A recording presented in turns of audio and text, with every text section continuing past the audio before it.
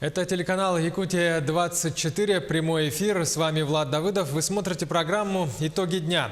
Здравствуйте, смотрите сегодня.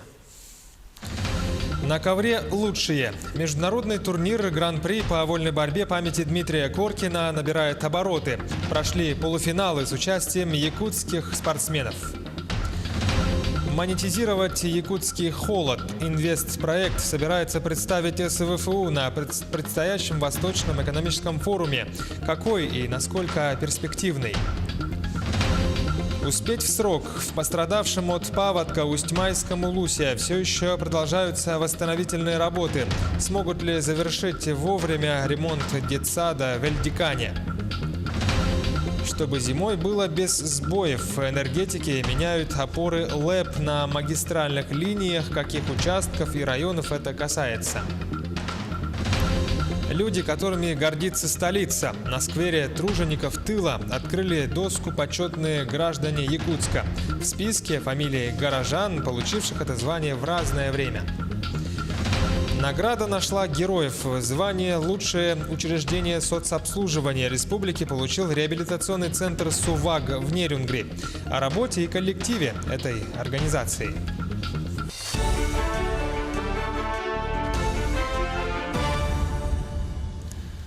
«Газпром» построил 93% силы Сибири. Сварено и уложено 2000 километров труб на участке газопровода от Якутии до российско-китайской границы. Строительная готовность подводного перехода силы Сибири через Амур составляет 78%. Также ведут укладку труб по второму тоннелю. Продолжается сооружение приграничной компрессорной станции «Атаманская».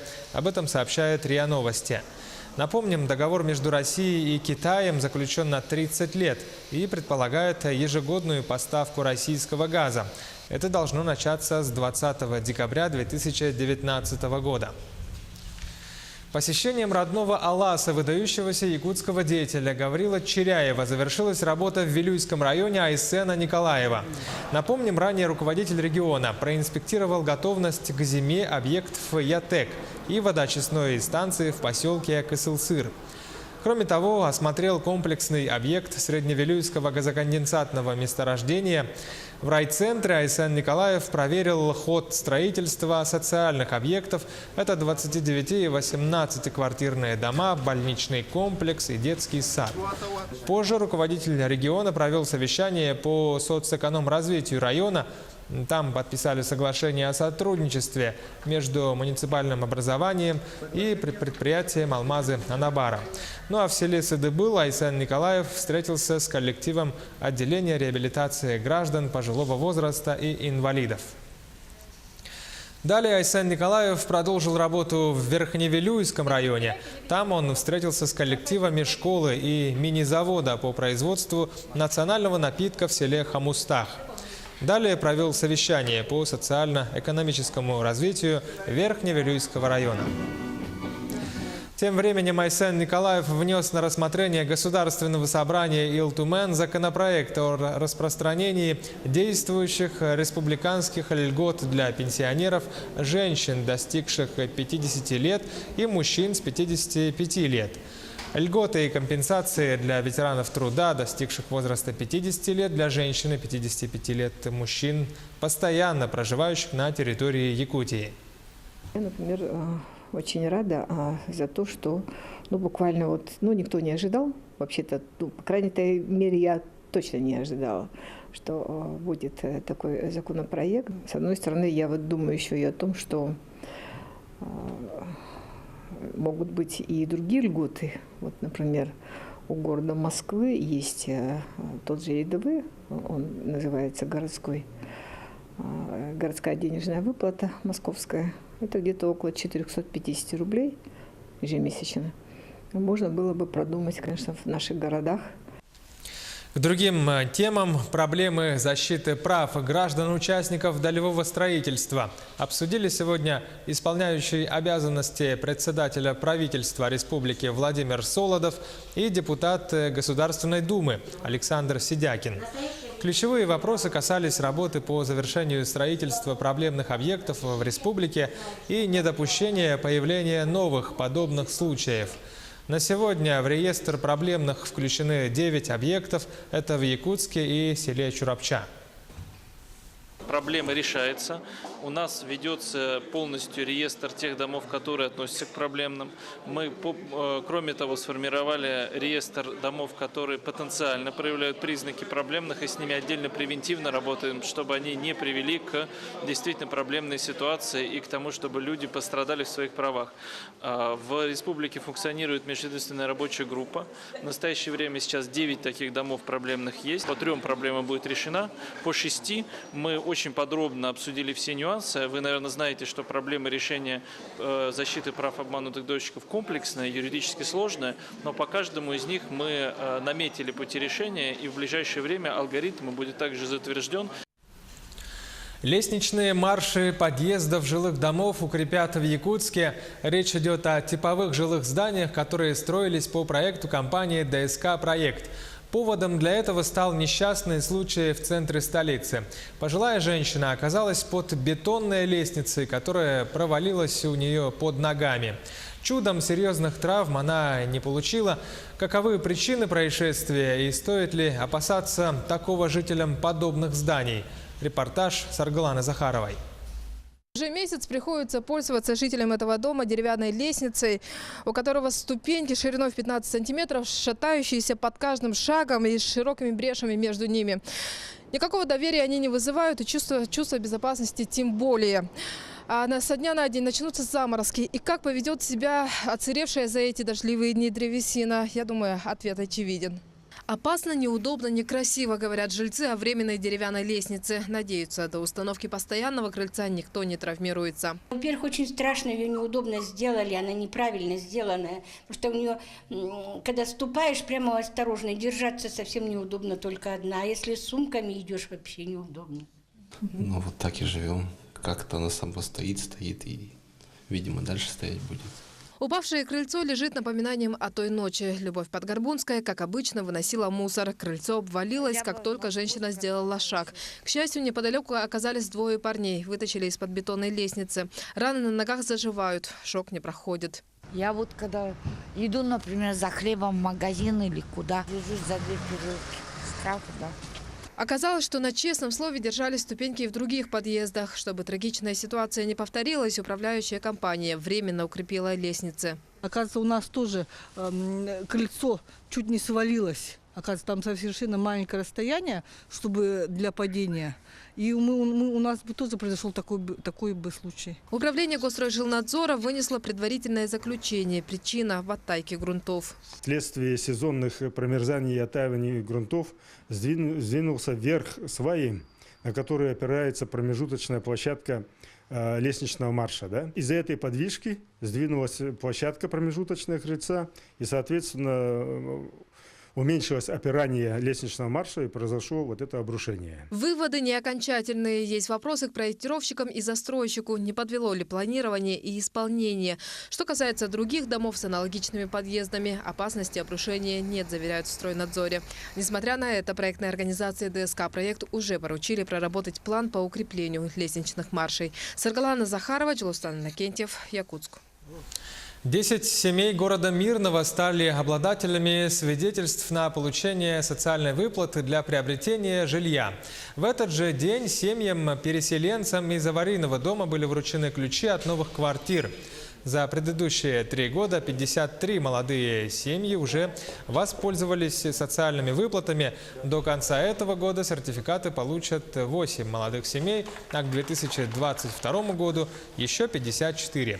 Что касается переселенцев из аварийных домов, то к концу текущего года новые квартиры получат 50 семей. И вот с 2015 года мы ждали, но сейчас получилось, что неожиданно. Потому что 1 сентября мы еще не знали, что нас переселяют, а 4 сентября нам уже дали адреса. Пожалуйста, 6 уже вручили ключи. У нас 3 детей, получается, да, и у нас есть квартира по ипотеке, но у нас маленькая однокомнатная квартира, поэтому по квадратуре не совпадало, поэтому у нас расширение жилья получалось. Основные документы, требования по доходам должны соответствовать. Сертификат будем использовать на погашение ипотечного кредита. Компания «Алроса» восстановила систему дамб на реке Ирелях, нарушенных в результате аномальных осадков. Сейчас в штатном режиме работают дамбы номер 7, 6 и 2. А вот дамба номер 1 будет восстановлена позже, так как она не участвует в системе нормализации водопритока. Об этом сообщили в пресс-службе «Алроса». В компании также заявили, что появившаяся в СМИ информация о новых прорывах загрязненной воды не соответствует действительности. В настоящее время наблюдается некоторое замутнение воды, но вызвано оно вследствие поднятия взвешенных частиц с донных отложений, добавили в компании. В пострадавшем от весеннего паводка Усть-Майском районе все еще продолжаются восстановительные работы. Успеют ли в срок завершить капитальный ремонт в детском саду поселка Эльдикан? Разбирался Юрий Таюрский. Весенний паводок этого года нанес большой ущерб социальным объектам поселка Эльдикан Усть-Майского улуса. В частности, был подтоплен второй корпус детского сада «Чебурашка» и пришлось проводить капитальный ремонт всего помещения. Но сейчас, в данный момент, оклад практически уже поменяли. Остались работы только вот будут внутри самого здания. Это засыпка пола чернового гравием, потом укладка вот пенопластом, утеплителем и вот такие вот работы. Ну и, естественно, обивка гипсокартоном и прочие работы. Но работы еще очень много. Да, действительно, работы очень много. Бригада строителей, которая работает на ремонтно-восстановительных работах детского сада, трудится весь световой день, а сроки уже поджимают. Да и ненастная погода не благоприятствует ходу строительства. Но я надеюсь, что у нас строители не подведут, и к 25 сентября основную работу уже проведут. Потому что сейчас уже начало отопительного сезона, и нам необходимо, чтобы здание не пострадало, чтобы не заморозили отопительную систему, чтобы все окна, все уже были вставлены. Несмотря на ремонт детского сада «Чебурашка», он продолжает работать в штатном режиме в соседнем корпусе. Потребность родителей в устройстве детей полностью закрыта. А в том сохраненном корпусе, который введен в эксплуатацию, размещены, согласно списку, около более 60 детей. И учебный процесс вступил в силу, он ведется в полном объеме. Министр образования Республики Саха-Якутия осмотрел ход строительства объекта и выразил сомнения по срокам сдачи детского сада. Я думаю, что здесь население поможет, когда уже понадобится больше рабочих рук. Вчера уже приходили дети, они как бы волонтеры, предлагали свои услуги. Но я думаю, что помогут нам в этом плане, не откажут эльдиканцы. Сейчас работы идут полным ходом, но 7 работников на такой большой объект явно недостаточно, хотя бригадир уверенно заявил. Что от нас зависит, постараемся сдать все в срок. Юрий Таюрский, Усть-Майский район. Но энергетики ведут работы по замене опор на магистральных линиях электропередач. Каких участков и районов республики это касается? Репортаж Анастасии Кобызевой. Линию Табагамах-Сыгалох ввели в эксплуатацию еще в 1966 году. Протяженность 68 километров. Сейчас на магистрали капитальный ремонт. Заменят 21 опору. В зимнее время сперва подготавливаем вот эти работы, все собираем опоры, вот промежуточные опоры, П-образные опоры. Потом вот как отключение согласуем, планируем и начинаем ставить осенью, чтобы к зиму, чтобы готово было. Для того, чтобы поднять и установить такую П-образную опору в деревянном исполнении, необходима специализированная техника с подъемным сооружением. Это автокран и автовышка. Высота опоры 14 метров, и без такой техники здесь никак не обойтись.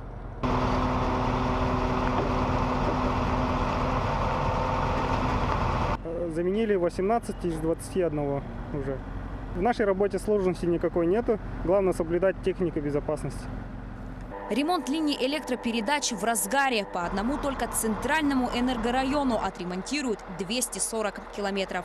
За 7 месяцев мы перевыполняем план, и нет никаких сомнений, что плановые работы будут выполнены до конца года в полном объеме, даже перевыполнены. К концу недели линию Табагамах-Сыгалох ведут в работу. Жителей Хангаласского района обеспечат качественной электроэнергией без перебоев. Анастасия Кобызева, Павел Пахомов, Якутск. Сейчас короткая пауза. Оставайтесь с нами и смотрите во второй части программы «Итоги дня». На ковре лучшие. Международный турнир Гран-при по вольной борьбе памяти Дмитрия Коркина набирает обороты. Прошли полуфиналы с участием наших спортсменов.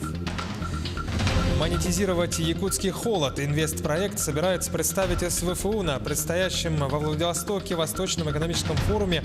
Какой и насколько перспективный?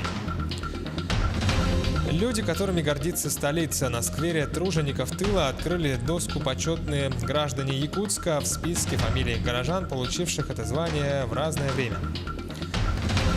Награда нашла героев. Звание «Лучшее учреждение соцобслуживания республики» получил реабилитационный центр «Сувак» в Нерюнгри. О работе и коллективе этой организации.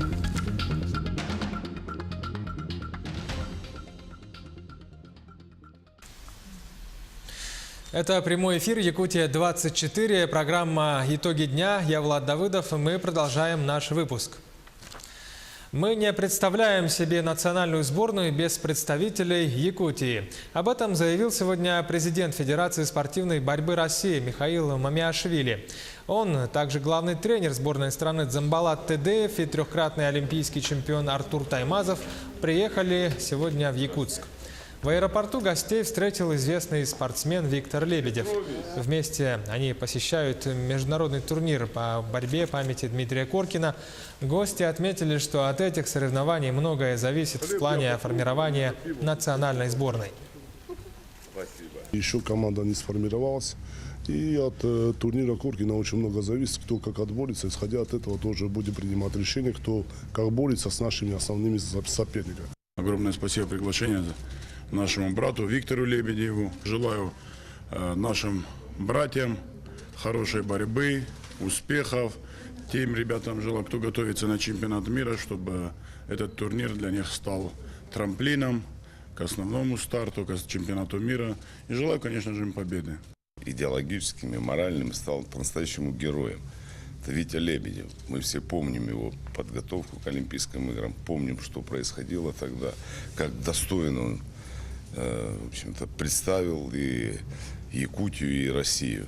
Мы не представляем себе национальную сборную без представителей Якутии. Сегодня первый день международного турнира по вольной борьбе памяти Дмитрия Коркина завершился. В финал прошли два якутских борца. Это в весовой категории до 57 Ариан Тютрин и в весовой категории до 65 капитан якутской сборной Виктор Рассадин. На стадии полуфинала из борьбы за золото выбыл Герман Устинов. Он уступил борцу из Красноярска Никите Сучкову.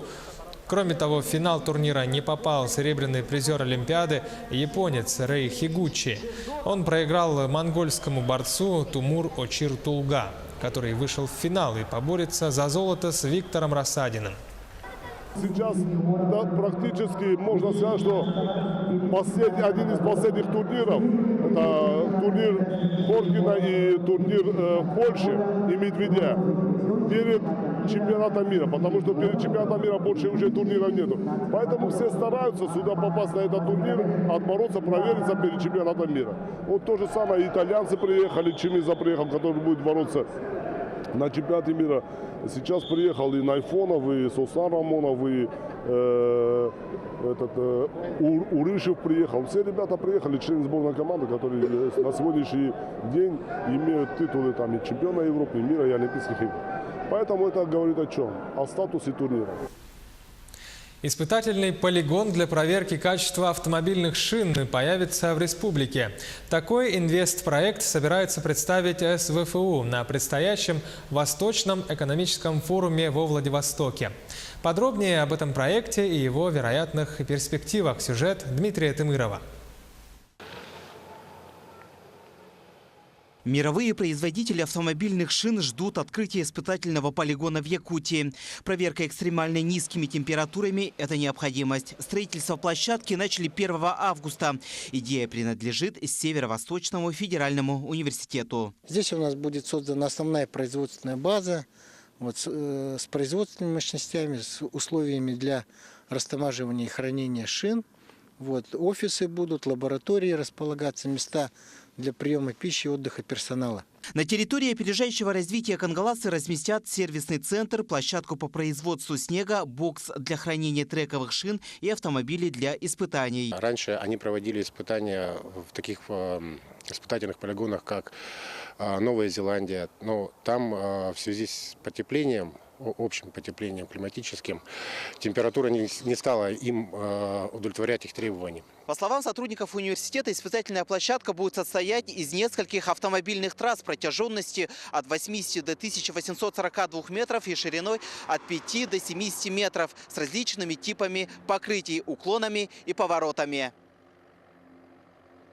Испытания на территории Якутии позволят оценить влияние холода на шины. Республика не впервые становится полигоном. С 2012 года корпорация Bridgestone, мировой производитель автомобильных шин, проверяет продукцию на экспериментальной площадке в районе Хатынь-Уряхского шоссе. Очередные тесты начнутся через пару месяцев. В прошлом году они испытывали шины серийные, то есть которые были предназначены для Европы.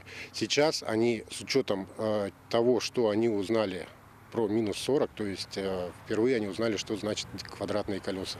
И вот они выполняют сейчас шины именно для этих вот условий. И приедут в этом году уже испытывать те шины, которые на основании старых испытаний.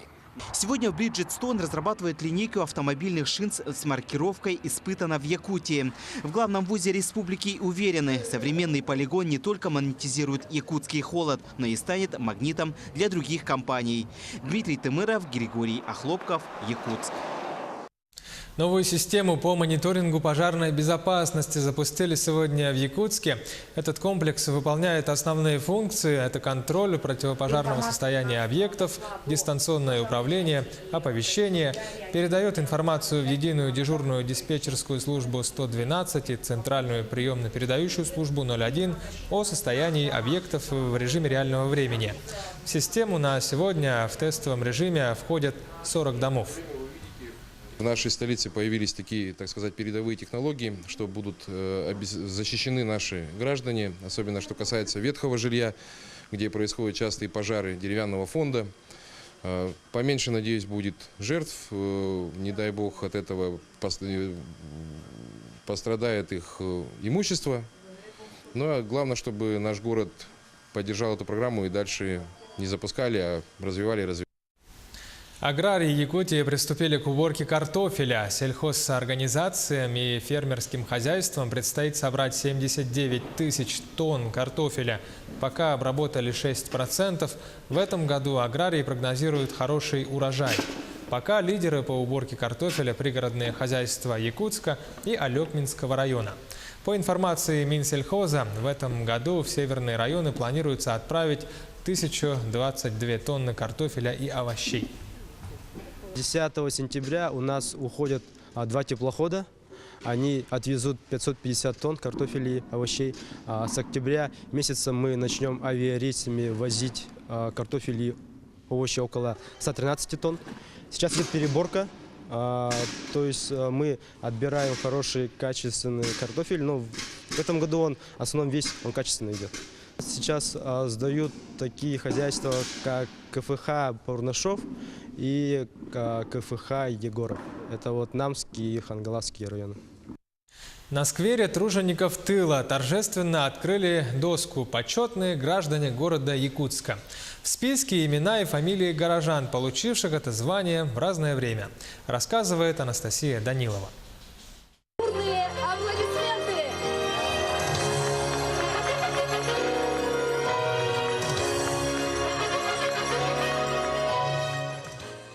Не просто имена, гордость Якутска. На доске почета фамилии губернаторов, ученых, олимпийских чемпионов. Вручали нам праздник Дня города был, значит, театра оперы и балета. Вот с тех пор мы являемся почетными гражданами, восславляем город Якутск. Архитектурное сооружение представляет собой деревянную конструкцию, на которой установлены 4 металлические доски. На них нанесены имена и фамилии 94 почетных граждан Якутска, получивших это звание в разные годы. Для пополнения списка именами будущих почетных граждан останется свободное место. Открыли доску наших почетных граждан, почетных жителей города Якутска. Хочу сказать о том, что на завершающем заседании сессии буквально вчера полку почетных жителей прибавился. Это, значит, Соловьев Петр Павлович. Раньше список почетных горожан находился возле здания мэрии Якутска. 4 года назад конструкцию демонтировали. Новый архитектурный объект нашел свое место в сквере тружеников тыла. Кстати, имена многих из них можно найти на обновленной доске почета. Анастасия Данилова, Григорий Охлопков, Якутск. Звание «Лучшее учреждение социального обслуживания республики» получил реабилитационный центр «Сувак» в Нерюнгринском районе.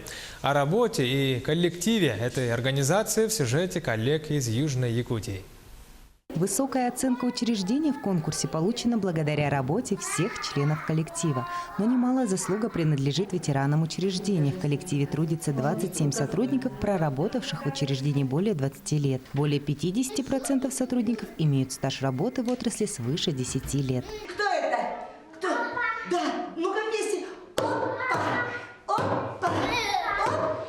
Также коллектив регулярно пополняется молодыми кадрами, которые год от года повышают свой уровень и доказывают свой профессионализм в выбранном деле, получая награды различного уровня и побеждая в профессиональных конкурсах. С августа месяца началось расширение штата работников центра. Сначала центр открывался как для детей с нарушенным слухом, а сейчас у нас уже в основном другие нозологии. Это дети с задержкой речевого развития, задержкой психоречевого развития, дети с ранним детским аутизмом, ну и многие другие нозологии, то есть синдромом Дауна и так далее. В настоящее время специалисты центра в своей работе используют как верботональный метод, так и другие современные методы и приемы в медицинской и психопедагогической реабилитации и абилитации детей и подростков. Специалисты центра «Сувак» помогают каждому ребенку раскрыть свой потенциал, почувствовать свои безграничные возможности, а родителям научиться эффективным методам взаимодействия со своим ребенком. Мы 3-й год здесь уже ходим в центр «Сувак». У нас есть улучшения, поэтому результаты хорошие. Вот, думаю, в дальнейшем тоже будем посещать. Фактически мы не говорили, у нас не было звуков. Вот мы пошли, первая у нас была Оксана Викторовна, нам она ставила все звуки, у нас все звуки пошли. И мы, ну, в общем, 5 лет, 5-й год мы сюда ездим, в начале года, 3 месяца в конце. Ну, вот результаты у нас очень хорошие. Нынче мы пойдем в школу. Здесь созданы все условия для успешной реабилитации детей. Светлые, чистые и уютные кабинеты ежедневно встречают детей и их родителей. Трехступенчатая структура центра, медицинское сопровождение, психолого-педагогическая реабилитация, социальная адаптация и научная работа дают поразительные результаты в работе. 97 пациентов центра выписываются с улучшением в их состоянии. Александра Цыбикова, Сергей Козюра, Нерюнгри. Таковы сегодняшние итоги дня. Оставайтесь на нашем канале и будьте в курсе всех новостей и событий. До встречи!